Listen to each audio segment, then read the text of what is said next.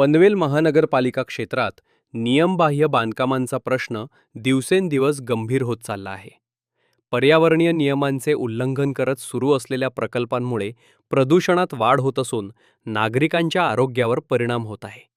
पनवेल आणि परिसरात मोठ्या प्रमाणावर नागरीकरण सुरू असताना अनेक बांधकाम प्रकल्पांमध्ये पर्यावरणीय नियम, न्यायालयीन मार्गदर्शक तत्व आणि पालिकेच्या नियमांचे उल्लंघन होत असल्याचे समोर आले आहे.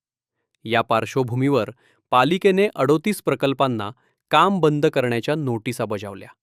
मात्र या नोटिसांकडे दुर्लक्ष करत अनेक ठिकाणी कामे सुरूच असल्याने प्रशासनाच्या कारवाईवर प्रश्नचिन्ह उपस्थित होत आहे. या मुद्द्यावर प्रहार जनशक्ती पक्षाने आक्रमक भूमिका घेतली असून नागरिकांच्या आरोग्याशी सुरू असलेला हा खेळ तातडीने थांबवावा अशी मागणी करण्यात आली आहे.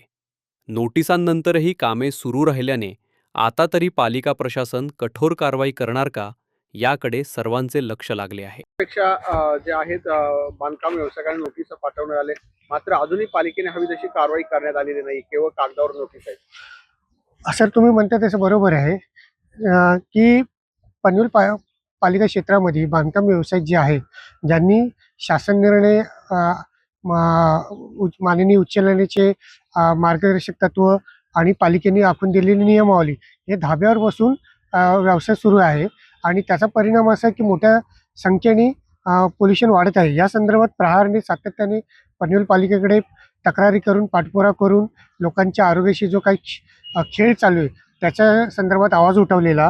तर तुम्ही बघू शकता की 29/1/26 रोजी पनवेल पालिकेने साधारण 38 लोकांना काम बंदची नोटीस दिली, परंतु प्रत्यक्षात ही कामं सुरू आहेत आणि ही कामं सुरू असल्या कारणाने आयुक्तांनी दिलेली नोटिसाला संबंधित बांधकाम व्यावसायिकांनी केराची टोपली दाखवली असं दिसून येते.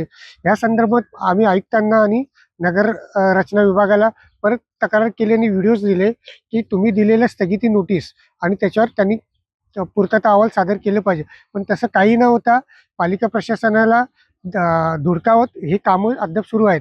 हे अत्यंत चुकीचं आणि नियम धाब्यावर बसवण्याचा प्रकार आहे.